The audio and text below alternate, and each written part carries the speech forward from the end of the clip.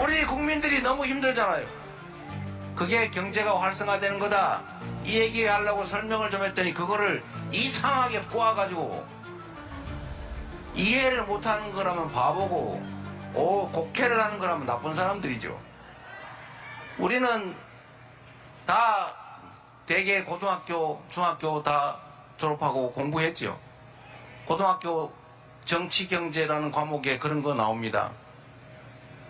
자본주의 시장 경제는 가계, 기업, 정부 이 3주체로 구성이 되어 있다.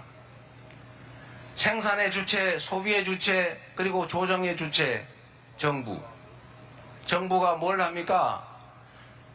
가계와 기업이 경기가 과열되면 살짝 눌러줘야죠. 세금을 좀 더 걷든지 이자율을 높이든지 뭐 이렇게, 아니면 규제를 강화하든지. 경기가 나빠지면 어떻게 합니까? 소비를 진작시키기 위해서 돈도 더 빌려주고 이자율도 낮추고 재정 지출도 늘리고 규제도 완화하고 세금도 줄여주고 이렇게 해야 되는 것 아닙니까, 여러분? 이게 정부의 역할인데, 지금까지 이 정부, 그리고 현재도 저 구여권 당이 하는 거 한번 잘 보십시오. 이 중에 이 불경기에 해야 될 일이 몇 가지가 있는데 딱 한 개 하고 있어요. 부자 세금 깎아주는 거. 반대로 하고 있다는 겁니다. 이럴 때는 정부의 재정 지출을 늘려서 저기 오락실, 929 노래타운 이런 데도 매출 좀 올려가 먹고 살 수 있게 해줘야 되는 것 아닙니까? 동네 골목이 다 말라 비틀어져 가지고 사람들은 불안해서 소비를 전혀 하지 않아요. 그 조금 있는 것조차도, 소득조차도 줄어들고 있지 않습니까? 경제가 마이너스 성장, 즉 쪼그라들고 있다. 1분기가 0.2% 쪼그라들었다고 합니다. 역성장. 이럴 때 정부가 하는 것은 재정 지출을 늘려서 동네에 돈이 돌게 하는 거예요. 내가 이 너무 당연한 것들을 이해를 못하고 부자 세금 깎아주려고 그러고, 지방엔 그냥 시장은 알아서 할 거야 방치하면서 그게 마치 자유인 것처럼 착각하고 있는 집단이 있길래 제가 좀 이해를 하라고 이렇게 얘기를 했어요. 아무것도 없는 동네라도 경제가 사실은 100만 원이 있더라도 그게 딱 멈춰 있으면 불경기, 그리고 공황이다. 그게 경제는 순환이다. 100만 원을 가지고 있어도 누가 움켜쥐고 꼼짝 안 하면 그게 경기 침체죠. 불경기죠. 돈이 돌지 않으면 돈이 아니잖아요. 그런데 10만 원이라도 돈이 이 집 저 집 왔다 갔다 몇 번 돌면은 그게 10바퀴 돌면 100만 원 되는 거다. 그게 경제가 활성화되는 거다. 이 얘기하려고 설명을 좀 했더니 그거를 이상하게 꼬아가지고 이해를 못하는 거라면 바보고 곡해를 하는 거라면 나쁜 사람들이죠. 지금 이럴 때는 돈이 쓸려도 먹고 죽을래도 돈이 없지 않습니까? 먹고 죽을래도 돈이 없으면 어떻게 해야 돼요? 정부가 재정 지출을 늘려서 하다못해 뉴딜 정책이라고, 그때 미국이 대공황에 빠졌을 때 정부가 일자리 만들려고 돈 쓰잖아요. 그때 쓸데없는 댐 만들었잖아요. 그 사람들한테 먹을 거리도 무료로 나눠줬지 않습니까? 그러니까 돈이 돌잖아요. 노동자들한테 집단 행동할 권리도 부여해서, 소위 노동상권을 부여해서 사용자들하고 대등하게 싸워라, 이걸 허용해서 임금이 더 많이 받게 되니까. 그래서 소비가 더 늘고 골목이 살고 일자리가 생기고 그것 때문에 기업들도 팔기 생기고, 그래서 다시 살아난 거 아닙니까? 이럴 때 정부가 돈을 안 쓰면 언제 돈을 쓸 겁니까 대체?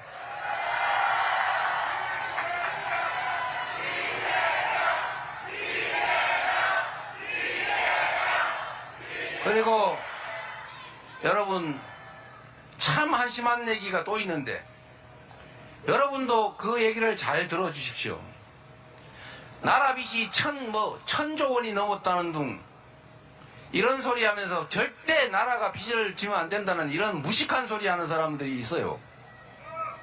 우리나라 1년 GDP 국민 총생산이 2,600조 원입니다. 그런데 1,000조 원이면 국가 부채가 50%가 안 되는 거잖아요. 다른 나라는 다 국가부채가 110% 이렇게 넘습니다. 그리고 코로나 때 경제가 죽으니까 다른 나라는 GDP, 국가 총생산의 10%, 15%, 심하게는 20% 가까이 빚을 지면서 국민들을 지원해 줬어요. 그런데 우리나라는 국민들한테 공짜로 주면 안 된다는 희한한 생각 때문에 그냥 돈 빌려만 줬어요. 자영업자고 민간이고 다 돈 빌리는 바람에 다 빚쟁이가 됐다고요. 그래서 대한민국은 다른 나라는 코로나 때 다 국가 부채가 늘어났는데 대한민국은 똑같거나 줄어들었어요. 대신에 가계 부채, 민간 부채가 확 늘어났습니다. 결과는 어떻게 됐습니까? 다 빚쟁이 됐지요.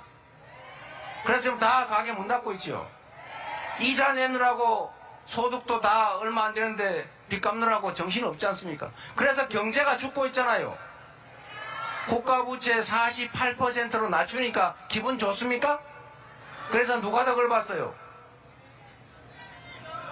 다른 나라들은 10%, 15%, 20% 국가 부채가 더 늘어나면서 민간을 지원해서 민간이 살았습니다.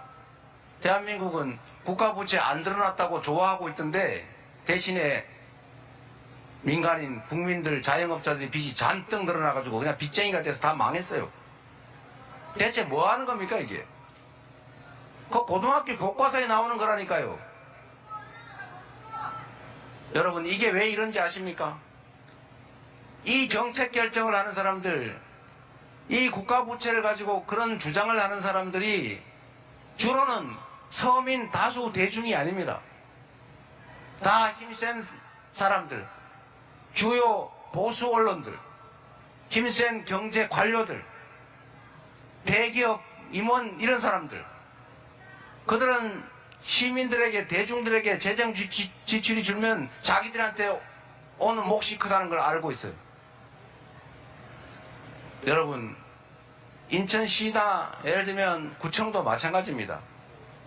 다른 지역은 저기 호남의 민주당 단체장들은 제가 자꾸 압박을 해가지고 지역화폐로 30만원씩 50만원씩 지급하는 곳이 많아요. 여기는 안 하죠. 똑같은 예산을 가지고 왜 거기는 하는데 여기는 못합니까?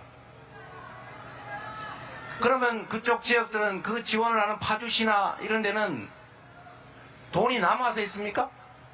거기가 뭐 빚을 더 졌습니까? 아니면 세금을 더 걷었습니까? 똑같은 예산 가지고 똑같이 쓴 거 아닙니까?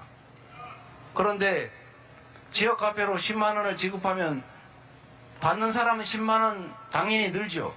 그런데 그 사람 10만원 지역화폐로 줬으니까 무조건 그 동네 골목에 써야 되죠. 100% 썼으니까 그러면 소득이 그 어딘가에서 10만원이 늘었겠죠. 그럼 20만원 된 거 아닙니까? 그리고 그 소비된 그 가게 주인은 가만히 있겠어요? 그 돈 가지고 썼겠죠. 빚을 갚든지. 그럼 옆가게가 더 그걸 받겠죠. 그렇게 돈을 울고 도는 거 아닙니까? 그렇게 하는 게 정부가 이 불경기에 해야 될 일 아닙니까? 그렇게 한다고 나라 살림 거덜납니까? 그래서 국가 부채 비율 다른 나라는 110%인데 우리는 48%니까 좋다고 자랑합니까? 그게 무슨 의미가 있어요? 나라 살림은 나라 자체를 위해서 하는 것이 아니라 국민을 위해서 하는 것입니다. 맞습니까? 그 국민도 힘센 소수가 아니라 힘없는 다수, 최대 다수의 최대 행복을 추구하는 게 바로 정치, 국정 아닙니까? 우리 국민들이 너무 힘들잖아요. 길이 있지 않습니까? 가능하지 않습니까? 왜 안 합니까? 국민을 위한 진짜 정치, 경제를 회생시키고 지속적으로 성장, 발전하는 길을 찾아낼 준비된 민주당, 준비된 대통령 후보 누구라고요?